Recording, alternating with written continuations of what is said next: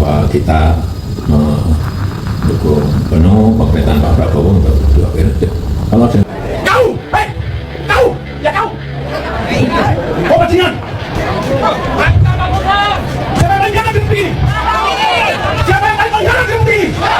ada yang sebut Prabowo 2 periode. Saya kira saya mau koreksi. Please, tolong jangan sebut seperti itu. Yang menentukan apakah Prabowo 2 periode atau tidak, selain yang Maha Kuasa, Prabowo sendiri. Kalau saya menilai bahwa diri saya tidak mencapai apa yang saya canangkan, saya tidak mau maju lagi sebagai Presiden Republik Indonesia. Kalau tahun keempat saya mengabdi dan saya kecewa dengan prestasi saya tidak akan maju tahun 2029. Apa motif Jokowi ini? Memaksakan Prabowo Gibran 2 periode. Jokowi itu jangan dipahami sebagai orang yang polos. Enggak. Ini orang yang haus kekuasaan. Maruk akan kekuasaan. Dan untuk anaknya, kalau Prabowo 2 periode masih masuk akal. Ini kan kesannya, dia ingin menunjukkan kesan kepada orang, Prabowo itu masih gua setir gitu loh. Jokowi sedang melecehkan partai-partai politik gitu loh. Karena tidak dianggap yang lain.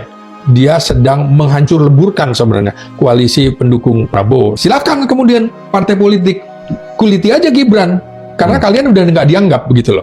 Dia nggak dianggap sama sekali. Problem apa yang terjadi dalam diri Jokowi, Bang?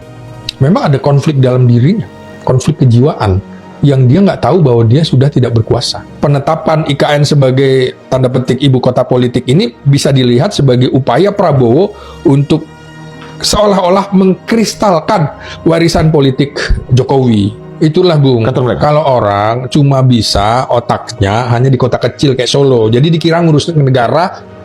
Perlukah seorang Gibran maju sampai 2 periode? Anda sudah puas atau belum? Ya, saya pengen membuka dengan mengikuti anjuran Mas Wapres yang bilang, coba sering-sering menggunakan AI. Saya nanya ke AI, etis atau tidak kalau mantan presiden sudah bicara soal 2 periode untuk anaknya di tengah baru setahun menjabat dan masih banyak masalah bangsa. Kata ChatGPT, sebagai mantan presiden sekaligus ayah dari wakil presiden yang baru menjabat setahun, dukungan tersebut menimbulkan kesan kuat konflik kepentingan dan upaya melanggengkan dinasti politik, alih-alih menunjukkan sikap negarawan yang menjaga jarak demi memberi ruang evaluasi kinerja anaknya. Coba ganti promnya dong. Promnya gitu Bang, ya, etis atau tidak? Promnya mungkin harus, gimana caranya Mas Gibran maju lagi, tapi tidak ada yang beda pendapat mungkin ya. Coba saya kreatif Bang. Atau menurut Gibran sendiri sebagai Gen Z, masih akan dukung untuk 2 periode atau enggak?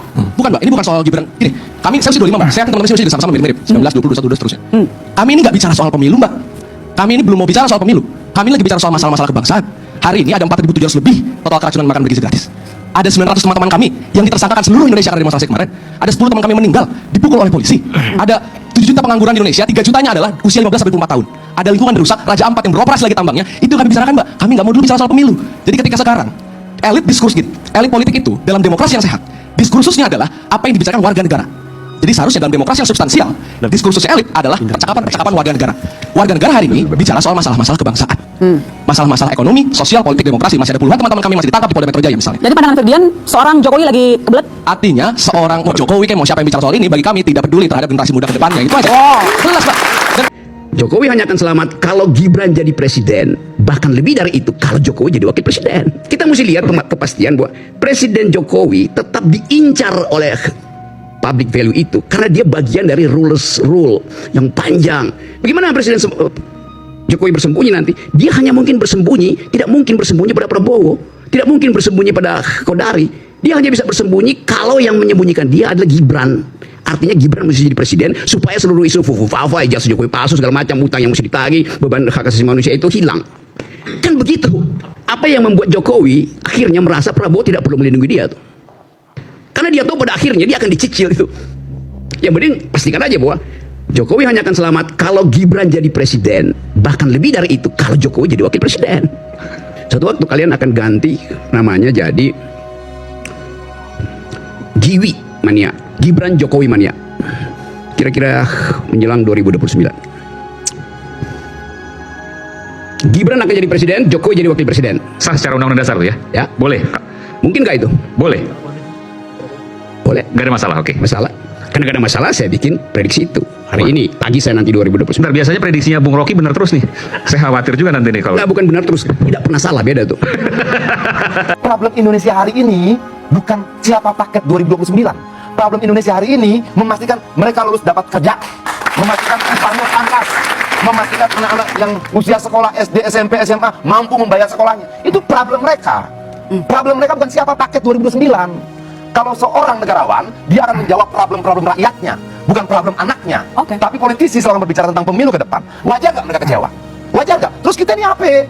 Diminta bayar pajak doang tapi nggak dipikirin. Kan itu punya dalam kepala mereka. Mereka beli apa-apa bayar pajak, tapi mereka bilang, ayo dong negara, pikirkan dong setelah saya lulus bagaimana, setelah saya lulus saya kerja di mana, gaji berapa, dan sederhana itu yang mereka minta. Tiba-tiba jawabannya apa?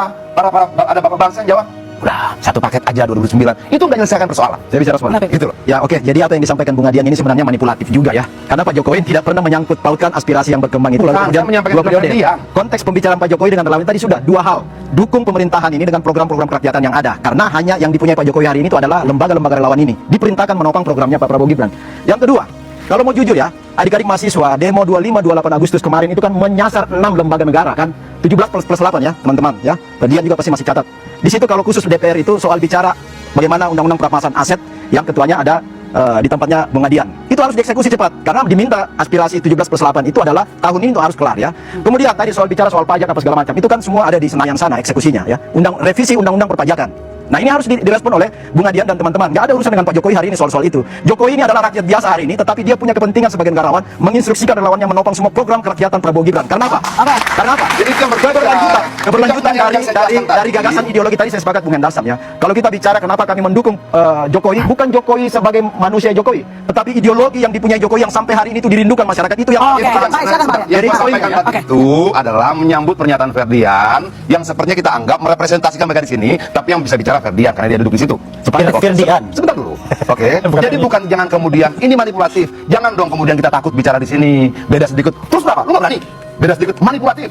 Bung Harun abang kita ini beda juga. Wah ini yang mau memecah belah. Janganlah. Ya opini itu harus fair, Bung. Sebentar. Opini harus Berhentilah menjadi tiran yang mengintimidasi kita dalam ruangan ini. Gak ada. Tolong. Masa sekelas kalian kita mau intimidasi? Bukan. Itu Kalau masa begitu. sekelas Prof Harun. Masa Prof Harun masuk kalau intimidasi? Bang Refli kami aminkan. Sebentar. Sementara narasi kalian adu domba. Menurut saya. Narasi kalian framing. Menurut saya. Kalian manipulatif. Masa harus kami aminkan yang enggak juga. Enggak juga kamu harus diintimidasi. Ya. Yang mana Tidak berani. intimidasi, Bang?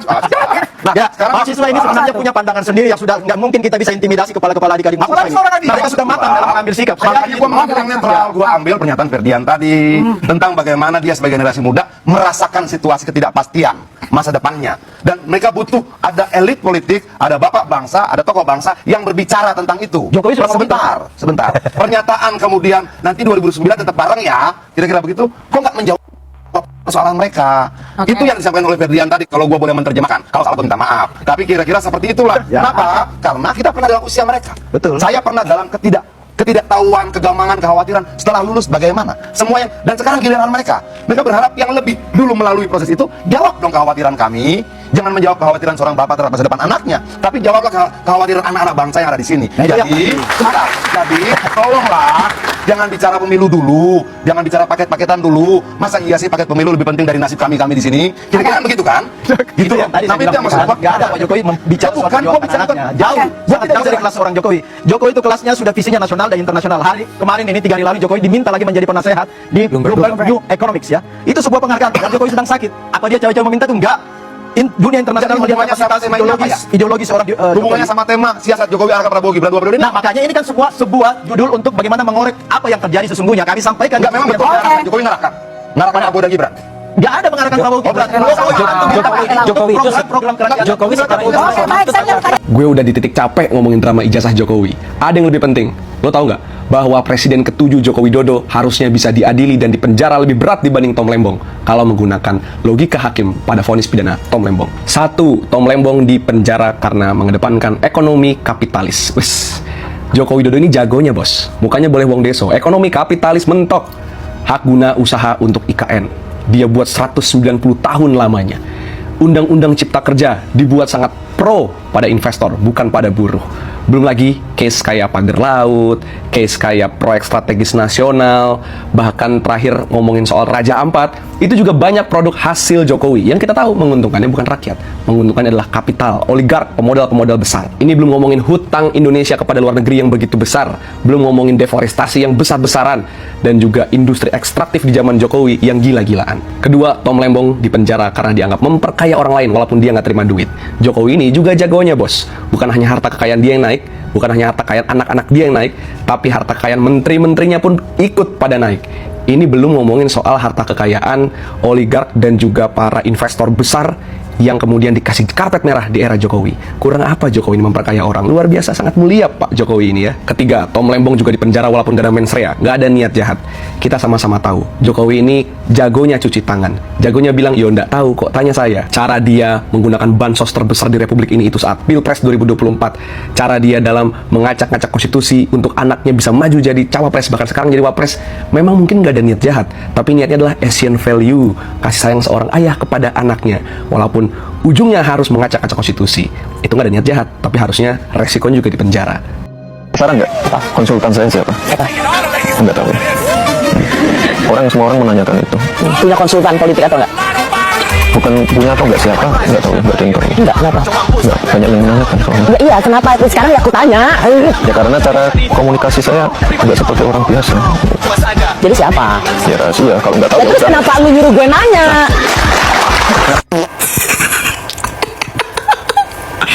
Makanya nih orang. Jokowi itu kalau dia mau melangkah ke sana dan ada dan halangannya itu adalah konstitusi yang diubah, Pak. Aturannya yang diubah. Itu namanya legalisme otokratik kita sebut. Dia ada KPK menghalangi pembangunan, dia ubah undang-undang KPK-nya. Dia ini ternyata banyak sekali aturan yang menghambat di daerah. Bikinlah Omnibus Law, jadi sentralisasi. Akibatnya apa? Dengan legalisme otokratik yang dihancurkan oleh Pak Jokowi adalah demokrasi. Apa jadi demokrasi? Secara sederhana, checks and balances. Tadi di anggaran APBNP dihilangkan. Fungsi DPR menjadi hilang dalam hal pengawasan. Waktu itu Bapak kan juga ketua KPK, ya. Dan sekarang pimpinan KPK itu dianggap sebagai mereka yang penuh kontroversi. Justru dan dijadikan sebagai alat politik kekuasaan. Waktu zaman Pak Agus gimana? Waktu zaman saya yang mencoba mau dijadikan alat kekuasaan, tapi karena waktu itu masih independen, masih tidak di bawah presiden, kita masih bisa menyangkal atau bisa tidak mengikuti apa yang diinginkan oleh presiden. Oh, jadi waktu itu Pak Agus sendiri bisa merasakan KPK itu mau dijadikan sebagai alat kekuasaan? Mohon maaf, ini perlu saya ungkapkan karena semuanya harus jelas, dan saya pikir baru sekali ini saya mengungkapkannya di media yang kemudian ditonton orang banyak. Bicara pada beberapa teman sudah, tapi kepada media seperti ini belum. Mohon maaf, kenapa saya kemudian tadi di depan juga menyoroti tone of the top, keinginan Pak Jokowi itu kemudian perlu juga menjadi perhatian kita. Saya terus terang pada waktu kasus IKTP, saya dipanggil sendirian oleh presiden. Presiden pada waktu ditemani oleh Pak Pratikno. Jadi saya heran, biasanya yang manggil itu berlima, ini kok sendirian. Dan dipanggilnya juga bukan lewat ruang wartawan, tapi lewat masjid kecil itu. Jadi dijemput dari sana. Nah itu di sana, begitu saya masuk, Presiden sudah marah. Presiden sudah marah, menginginkan, karena baru saya masuk itu, beliau sudah teriak, hentikan. Kan saya heran, hentikan, yang dihentikan apanya gitu kan. Setelah saya duduk, ternyata saya baru tahu kalau yang suruh hentikan itu adalah kasusnya Pak Setnov. Ketua DPR waktu itu? Ya, Ketua DPR pada waktu itu mempunyai kasus IKTP, supaya tidak diteruskan. Nah, sprindik itu kan sudah saya keluarin 3 minggu yang lalu dari Presiden bicara itu. Sprindik itu tidak mungkin, karena KPK tidak punya SP3, tidak mungkin saya berhentikan, saya batalkan. Ya. Kemudian karena tugas di KPK itu seperti itu, makanya ya kemudian tidak saya perhatikan, saya jalan terus. Tapi akhirnya kan dilakukan revisi undang-undang, nanti kan intinya revisi undang-undang itu kan SP3 menjadi ada, kemudian di bawah presiden, karena apa pada waktu itu mungkin presiden merasa bahwa ini ketua KPK diperintah presiden kok nggak mau, apa mungkin begitu kemudian itu gelagat awalnya ya? Ya, nah, jadi jadinya kan revisi undang-undang KPK itu, dan sebelum revisi undang-undang KPK itu Anda kemudian juga perlu pahami buzzer itu kemudian kan bukan main kan. KPK sarang Taliban, KPK. Jadi sehingga civil society pada waktu itu yang membela revisi undang-undang KPK itu sangat-sangat sedikit. Teman-teman saya seperti Pak Imam Prasojo itu nggak datang tuh kalau waktu itu, karena tidak sebanyak waktu membela Cicak Buaya. Tidak pada waktu Cicak Buaya, karena merasa ini KPK sudah seperti Taliban, seolah-olah omongannya buzzer itu betul gitu. Jadi revisi undang-undang KPK kemudian terjadi. Anda kemudian melihat di periode kedua ini kan yang namanya Corruption Perception Index itu kan turun terus-menerus. Itu menjadi gambaran kita, karena itu yang menilai adalah 9 lembaga internasional. Pak Agus, kalau saya ingin kembali, jadi ini sebuah kesaksian ya, dan fakta yang Pak Agus alami, bahwa Bapak dipanggil oleh Presiden untuk menghentikan kasus IKTP yang mentersangkakan Setia Novanto, waktu itu menjadi Ketua DPR. Bapak bersaksi itu ya? Saya bersaksi. Dan itu memang terjadi yang sesungguhnya saya alami sendiri. Saya awalnya tidak cerita kepada komisioner yang lain, tapi setelah beberapa lama itu kemudian saya cerita. Apa yang Bapak jawab ke Pak Presiden ketika Presiden mengatakan hentikan soal IKTP ini? Saya bicara apa adanya aja, bahwa sprindik sudah saya katakan 3 minggu yang lalu, di KPK itu nggak ada SP3. Nggak mungkin saya memberhentikan itu. Yang Anda tangkap Pak Agus, yang ingin dihentikan Presiden itu adalah jangan sampai mentersangkakan Setia Novanto yang waktu itu menjadi Ketua DPR. Karena Presiden waktu itu juga nanya kepada Pak Menseknek Pak Salsik, Serindik itu apa toh gitu. jadi itu kejadiannya pada waktu itu. Dan akhir dari pertemuan itu apa, Pak? Yang nggak ada apa-apa. Cuma saya diperintahkan nggak mau, ya sudah saya pulang begitu aja. Dan Bapak kemudian melihat time frame-nya atau waktu demi waktu, bagaimana kemudian ada pelemahan KPK. Ya. Salah satunya dari kesaksian yang baru saja Pak Agus Raharjo katakan bahwa memang karena pimpinan KPK independen, tidak bisa diperintah oleh kekuasaan, maka dengan cara mengubah undang-undang KPK lah pimpinan KPK dapat diatur. Ya, itu salah satu yang setelah kejadian revisi undang-undang KPK kemudian menjadi perenungan saya. Ternyata pengen KPK itu bisa diperintah-perintah gitu. Setelah itu, bagaimana relasi Pak Agus dan pimpinan KPK lainnya dengan Istana? Pada waktu revisi undang-undang KPK, semua orang mungkin tahu. Pengen ketemu nggak diizinkan. Bahkan bukan hanya ketemu presiden, ketemu Menteri Kumham saja tidak diizinkan. Pimpinan KPK waktu itu? Jadi itu yang kami rasakan. Kemudian saya kemudian diajak Pak Laude Muhammad Syarif ya, ketemu dengan Menteri Kumham, tapi draftnya juga nggak ditunjukkan. Jadi sampai terakhir itu kami nggak tahu sebetulnya di revisi ini apa, itu kita nggak tahu. Itu kejadian yang kami alami terakhir kami di KPK.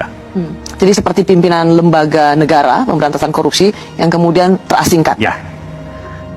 Bayangkan revisi undang-undang KPK selesai dalam waktu berapa? 12 hari dan pimpinan KPK sama sekali nggak tahu apa yang direvisi sampai terakhir. Ingat nggak? Seharusnya itu udah kode keras kalau Presiden Prabowo nggak mau fokus urusan 2 periode. Lah kok ini si Jokowi malah kelihatan nafsuan mah sampai ngeluarin statement kayak begini? Ya memang sejak awal saya perintahkan seperti itu untuk mendukung pemerintahan Presiden Prabowo Gibran 2 periode. Sarap ini orang. Lagian kalaupun Prabowo ntar maju lagi di periode kedua, emang bakal ngajak si Gibran? Ger amat loh. Gue yakin si Jokowi ini nyuruh relawannya untuk dukung Prabowo Gibran 2 periode itu karena dia sadar kalau reputasi anaknya lagi hancur-hancuran. Makanya dia berusaha supaya anaknya biar bisa naik lagi. Minimal jadi wapres lagi lah gitu. Atau mungkin aja ini cara dia supaya bisa ngatur-ngatur Prabowo terus. Dan supaya Presiden Prabowo nggak buang-buangin orangnya dia lagi. Tapi kalau belajar lagi dari pengalaman, harusnya kita udah paham. Apapun yang diomongin sama si Jokowi, artikan sebaliknya. Kalau si Jokowi udah bilang mau dukung 2 periode, gue malah ngerasa harus buru-buru ingetin Presiden Prabowo supaya lebih berhati-hati lagi. Karena kalau dia bilang dukung, bisa jadi dia malah nikung. Dan kemungkinan nikungnya malah di tengah jalan. Itu yang harus diwaspadai. Jadi untuk Pak Prabowo, hati-hati ya Pak. Perketat ring satunya Bapak. Apel loh.